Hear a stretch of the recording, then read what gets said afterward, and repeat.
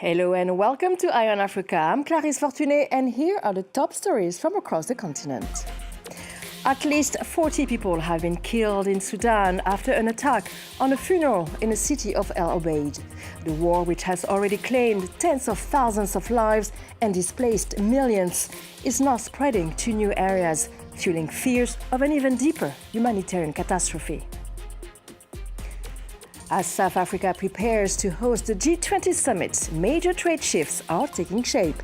The US is raising tariffs while China cuts them. And a new Pretoria-Beijing deal could revive exports for farmers hit by the end of the US's African Free Trade Field, AGOA. And we'll go to Kampala after Ugandan-born politician makes history in the United States. Leftist politician Zoran Mamdani becomes New York's first Muslim mayor, drawing pride back home. But first, we continue to report on the situation in Sudan. The war has spread to new areas in recent days, sparking fears of an even greater humanitarian catastrophe. At least 40 people were killed in an attack on a funeral in the key city of El-Obeid, and El-Fasher in Darfur and the town of Kadugli in North Kordofan are now experiencing severe famine. Laurent Bersecher. Fleeing the horrors of El-Fasher, thousands of Sudanese refugees continue to arrive daily in the town of Tawila. Many are severely injured and come to receive treatment at this small clinic run by aid agency MSF. But doctors here say they lack the resources to treat everyone, especially as they must deal with other issues, including acute hunger and malnutrition. 100% of children are malnourished, with about half suffering from severe malnutrition. What we're seeing is truly dramatic. Earlier this week, a global hunger monitoring group found that El-Fasher was already experiencing famine prior to its fall. The city was besieged for 18 months by Rapid Support Forces insurgents, cutting off food and water supplies. The UN on Tuesday said it had recently been able to reach some 12,000 people in Tawila with clean water, but warned the current funding was far from enough to meet the growing needs of displaced populations in North Darfur. According to the Famine Review Committee, famine conditions are occurring in El-Fasher in North Darfur and Kadugli in South Kordofan, towns largely cut off by conflict from commercial supplies and humanitarian assistance. Across all critically affected regions, the drivers of hunger are clear: conflict, displacement, and blocked humanitarian access. The UN said hundreds of thousands of people were currently living in overcrowded camps in Tawila. They could be joined by tens of thousands more in the coming weeks, with much of El-Fasher's population still unaccounted for. And Sudan's army has rejected the US proposal for a ceasefire.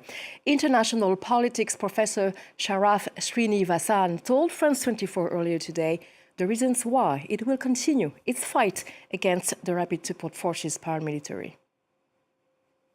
One has to remember that this war began 2 years ago between two parties that had actually committed a coup against a civilian transitional government that came into being in 2019. So they were bedfellows in a coup, and then they fell out with each other. And this is a counter-revolutionary struggle in which only one can prevail. They've already been in power together in the center of the state and fallen out. So the sense, I think, is that neither feels that they can actually find a middle ground with the other. And that's leading to a battle to the end. The army claims its right as, quote unquote, the legitimate state actor, but both in effect were coup plotters. So the army, I think, feels that it has the moral legitimacy and upper hand against the paramilitary RSF, especially because of the RSF's heinous crimes against civilians, and that in a sense the moral balance is shifting in favor of the army precisely because of that. And in that sense, it doesn't see that accommodating the RSF in some kind of ceasefire or some kind of truce is going to serve its political ends. Well, at the moment, the US is involved in what's called a Quad, and that Quad comprises Egypt, Saudi Arabia, the United Arab Emirates, and the US. And really, they are the key actors these days in the conflict in Darfur, partly because the Egyptians and the Saudis are more on the side of the Sudan Armed Forces than not, and the UAE certainly is been in close cahoots with the Rapid Support Forces. So unless we get those countries external to the conflict to be part of a resolution, the risk is, of course, that they continue to side and support one side or the other, and the war continues. So these are the key actors. It's hard to imagine that any other actor will be able to prevail without them. But that said, this current constitution of this Quad has failed to materially change the outcome and achieve a breakthrough. And they've been trying for some months now. Now, ahead of the upcoming G20 summit in South Africa, economic shifts on the continent are starting to show face. As the US raises tariffs on African nations, China is eliminating them. A new trade deal in the works between Pretoria and Beijing is set to open up exports of South African stone fruits, coming as a relief for farmers hit by the end of the US's African Free Trade Deal, AGOA. This report by Tom Kennedy. This Western Cape farm is striving to conquer a new market, China. South Africa already sends 10 billion euros worth of exports to its strongest trade partner per year. But a new deal opens up the exports of 5 South African stone fruits for the first time. On apples and citrus, for instance, we deal with China in a big way. But stone fruit, we are predominantly focused on the UK and European markets. And the supply into China is definitely a way forward to diversify our market access. Our industry is very labor intensive, so we are very excited about the opportunity to create more jobs. Despite the US dropping its African Free Trade Agreement, AGOA, this year, the Western Cape wants to triple its exports, capitalising on new markets. So our current Western Cape export basket is valued at about 200 billion. We want to get that to about 600 billion come in 2035. So to do that, we have to look at new markets, such as China, such as India, such as the Middle East. We can't, yes, our bread and butter markets are your traditional markets, your established markets, such as the US, Europe and UK, and it will continue being so. But we have to start opening up. With strengthened trade relations, more students at Chinese schools in South Africa are asking for classes tailored for business. So I asked them, do you know which companies they made the train between China and South Africa? I mean, who import the South African apples? Who export the South African apples? Joy is training to be a Chinese interpreter. And this language has become popular everywhere in the world. It's a language that's beyond academics, the language of trade. Don't worry about the mistakes. That's part of the language. Yeah. The stone fruit deal is expected to open up 20 million euros of South African exports over the next 5 years. Now, the news sparked pride among Ugandans after Zoran Mamdani was elected mayor of New York, the first Muslim to lead America's largest city. The 34-year-old leftist politician was born in Uganda to a family of Indian origin before moving to the United States at the age of 7. There was also some excitement in the Ugandan capital, Kampala. Let's listen. Zoran's victory has motivated me as a young Ugandan because I feel more encouraged to apply for these jobs worldwide. And you know, I'm young, so I've been applying for internships and sometimes I feel very discouraged. But right now, I've been given more strength and I've been motivated to apply for even the jobs. Well, it puts Uganda on the world map, on the global map. Anybody who gets to know Mamdan, who was elected mayor, will probably search about him, his citizenship. He has dual citizenship. He's both a Ugandan and an American at the same time, right? Definitely, that puts Uganda on the global picture. We are so happy because we worked with his father. He was a good man in Makerere University. Yes. So we are so grateful for that. We hope everything is going to be well in New York because of his position.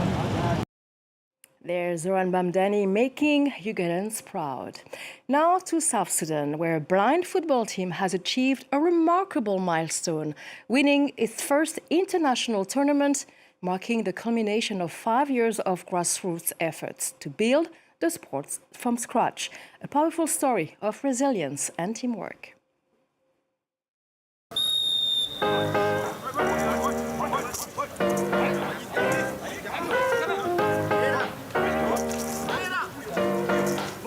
Our ball is having a jingling sound.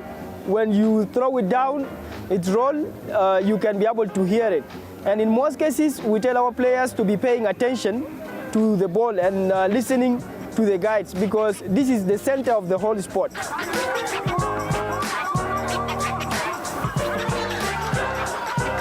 I just feel happy because now we can easily be seen outside us, like the people who are not disabled, that the way that they play. So I'm feeling so excited of what has happened to us.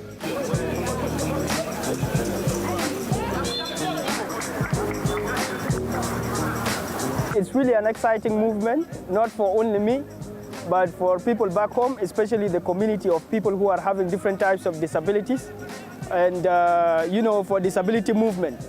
And also the peace messages that we are sharing. You have seen how these athletes are sharing up, and they are from different tribes. They came from different communities. So we know how this one is going to unite the community back home and how they are going to celebrate together.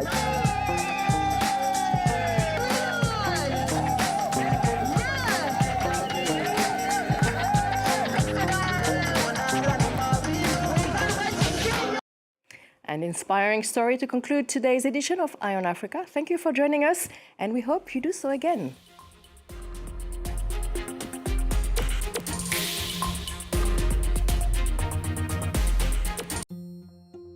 The Maasai have lived with the wildlife for the longest time possible. Why do we have to move them? Because of conservation.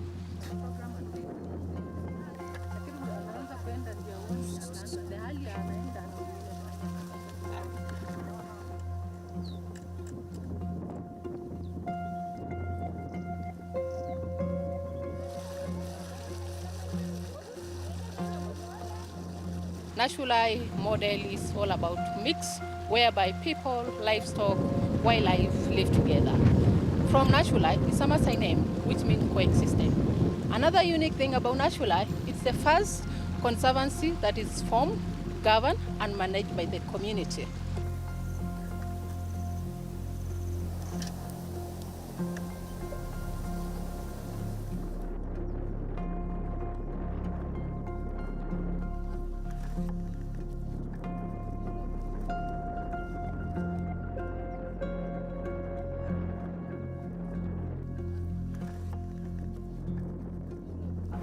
There was a present and clear danger of losing the cultural connectedness to the land.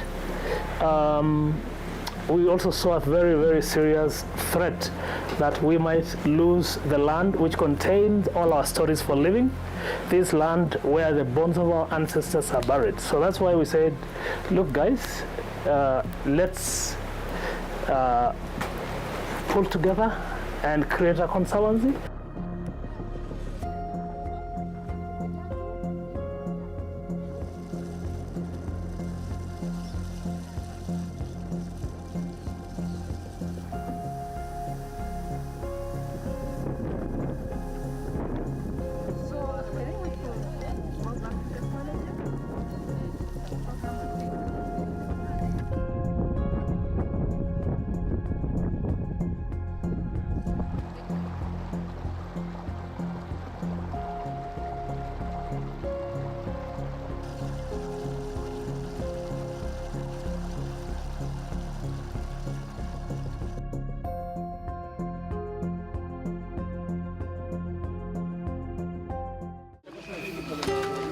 I know you're asking yourselves lots of questions.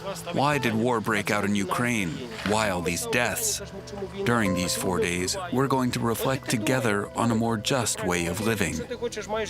These Ukrainian soldiers have come to Mount Athos in Greece to heal their wounds and their trauma through faith.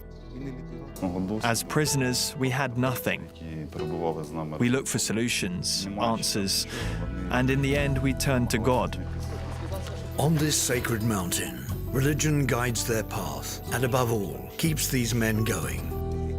I believe they will all manage to rebuild, to regain their identity and a sense of meaning.